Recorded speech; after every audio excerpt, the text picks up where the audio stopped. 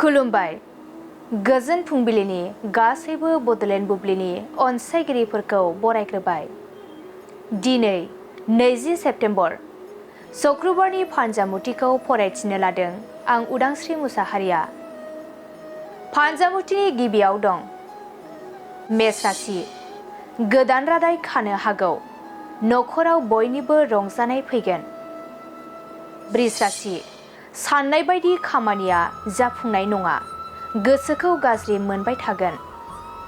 मिथुन राशि धोन दौलत आरजिना लानो हागोन, गोजौ फारसे जौगालांगोन।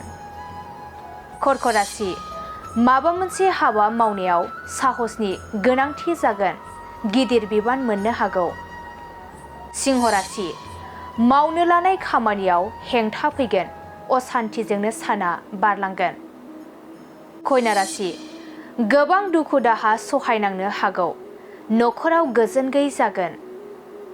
तुला राशि मोनदांस हायै सिमां सुजुना मोननो लुबैगोन, गोसोआव गोदान मिजिं सोमजिगोन।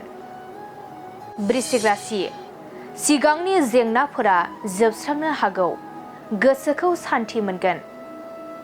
धनु राशि सांग्रां जाना थानाया मोजां, सुथुरनि गाज्रि नोजोराव गोग्लैगोन। मकर राशि नोंथांनि मोजांखौ गुबुना नायनो हाया जागोन, सुथुरा सोफै सोफै खालामगोन। कुम्भ राशि माबा मोनसे मुवा मोननो हागौ, रंजा खुसिजोंनो साना बारलांगोन। मीन राशि गोरोन्थि हाबा मावफ्लांना गिखांबाय थागोन, उसुखुथुजोंनो साना बारलांगोन। दिनै सानसेनि राशि फरायथिनायाबो एसेनोसै। आसा खालामो नोंथांनि दिनैनि साना मोजाङै मोजां थांगोन, बेखौ बडलेण्ड बुब्लि नखरनिफ्राय मिजिंथिबाय। गोजोन्थों।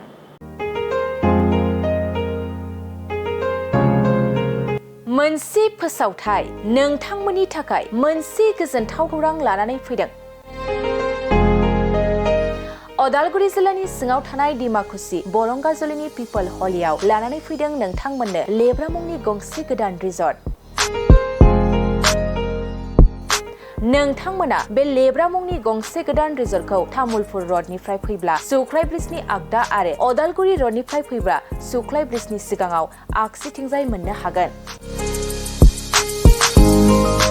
लेब्रा मुंनि गंसे गोदान रिजर्टआ नोंथांमोननो गोसोबायदि सुबिदा खालामनानै होनाय जादों। नोंथांमोना बे लेब्रा रिजर्टआव बर'नि गासै जाग्रा जामुंखौनो मोननो हानायजों लोगोसे बेवहाय नोंथांनि सुबिदा बायदि अर्डार खालामनानै जानो हागोन। जुदि नोंथांमोना तामुलपुरनिफ्राय अदालगुरिसिम थांनाय समाव ओंखामजों लोगोसे बायदिसिना जालांनो गोसो दंब्ला नैबे 8638879656 जानबुं नम्बराव कल खालामनानै सिगांग्रो अर्डार खालामहरनो हागोन।